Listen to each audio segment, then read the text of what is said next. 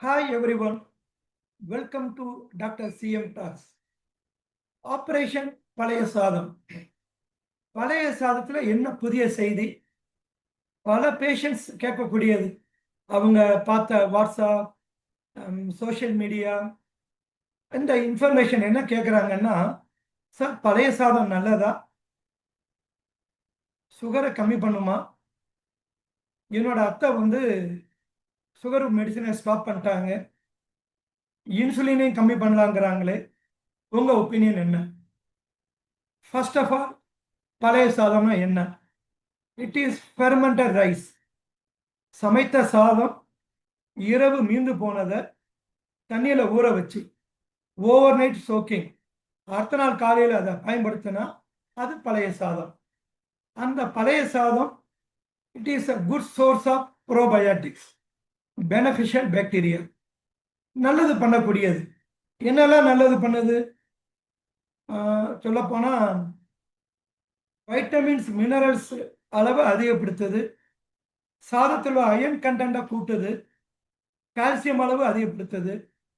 மெயினாக சொன்னீங்கன்னா vitamin B அது லெவல் நல்லா கூடுது. மெயினாக B1, B6, B12. நம்ம வீகன்ஸ் அண்ட் வெஜிடேரியன்ஸுக்கு இந்த B1, B6, B12 அவ்வளோ ஈஸியாக கிடைக்காது.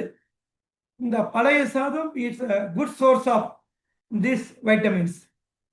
ஸோ கட் ஹெல்த்தை இம்ப்ரூவ் பண்ணுது, டைஜஷனை என்ஹான்ஸ் பண்ணுது. ஸ்டான்லி மெடிக்கல் காலேஜில் பண்ண ஸ்டடி என்ன சொல்லுதுன்னா, வயிற்றுக்கு நல்லது. Even for it is good for patients with irritable bowel syndrome. Okay, இதெல்லாம் ஓகே. எனர்ஜி கொடுக்குது, ஹைட்ரேஷன், இம்யூன் சிஸ்டத்தை பூஸ்டப் பண்ணுது, எல்லாம் நல்ல விஷயம். டயபெட்டிக் பேஷண்ட்டுக்கு ஹெல்ப் பண்ணுதா? சர்க்கரை வியாதி உள்ளவங்களுக்கு சுகர் அளவை கம்மி பண்ணுதா? HbA1c அளவை கம்மி பண்ணுதா? எவிடன்ஸ் இருக்கா? எவிடன்ஸும் பார்த்தா இவ்வளவு சுகரை கம்மி பண்ணுது, A1C கம்மி பண்ணுது, அந்த மாதிரி எவிடன்ஸ் எனக்கு எதுவும் சர்ச் பண்ணால் கிடைக்கல. பட் தியரிட்டிக்கலாக பேசுனீங்கன்னா சில பெனிஃபிட்ஸ் என்ன அப்படின்னா, இந்த ஃபெர்மெண்டேஷன் ப்ரோபயோட்டிக் கட் ஹெல்த்தை இம்ப்ரூவ் பண்ணுது, அதனால மெட்டபாலிக் ஹெல்த் இம்ப்ரூவ் ஆகுது. ஸோ பிளட் சுகர் அளவு கம்மியாகுது. ஒன்று.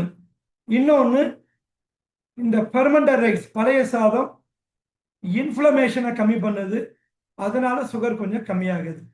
இது பெனிஃபிட்.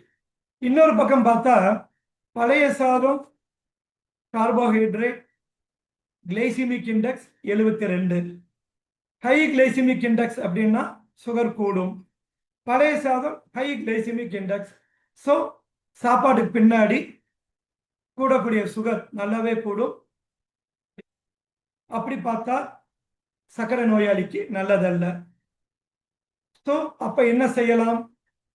இதுபடி இன்னும் எவிடன்ஸ் நமக்கு முழுசாக கிடைக்காத முடிய நீங்கள் வேணும்னா டெஸ்ட் பண்ணி பார்க்கலாம். கையில் குளுக்கோமீட்டர் வச்சுருந்தீங்கன்னா ஒரு 3 நாளைக்கு டெய்லி காலையில் பழைய சாதம் சாப்பிட வேண்டியது. எம்டி ஸ்டமக்கில் எவ்வளோ சுகரு, பழைய சாதம் சாப்பிட்டு 2 ஹவர்ஸில் சுகர் எவ்வளவு, அடுத்த 3 நாளைக்கு இட்லி, தோசை, சப்பாத்தி இப்படி சாப்பிட்டு பார்த்து அப்போ எவ்வளோ சுகர். ஸோ எம்டி ஸ்டமக்குக்கும் பழைய சாதம் சாப்பிட்டதுக்கு பின்னாடி ஒரு 40 முதல் 50 mg% சுகர் குடிச்சுன்னா, அந்த அளவில் குடிச்சுன்னா it is good for you. சர்க்கரை நோயாளிக்கு உங்களுக்கு நல்லது. ஓகேயா? அப்படின்னா தனிப்பட்டு அவங்கவுங்க டெஸ்ட் பண்ணி பார்த்து அவங்க உடம்புக்கு சூட் ஆகுதான்னு நீங்கள் பார்த்துக்கங்க. ஸோ ஓவராலாக பழைய சாதம் நல்லது, ஹெல்த்துக்கு நல்லது. Diabetic patient B cautious. நான் சொன்னதை மனசில் வச்சுக்கிங்க, அதை வச்சுக்கிட்டு அதை நீங்கள் ஃபாலோ பண்ணுங்க. So at the end of the day சயின்டிஃபிக்காக நீங்களே டெஸ்ட் பண்ணி முடிவெடுங்க. உங்களுக்கு சூட் ஆச்சுன்னா கண்டினியூ பண்ணுங்க. All the best. தேங்க்யூ.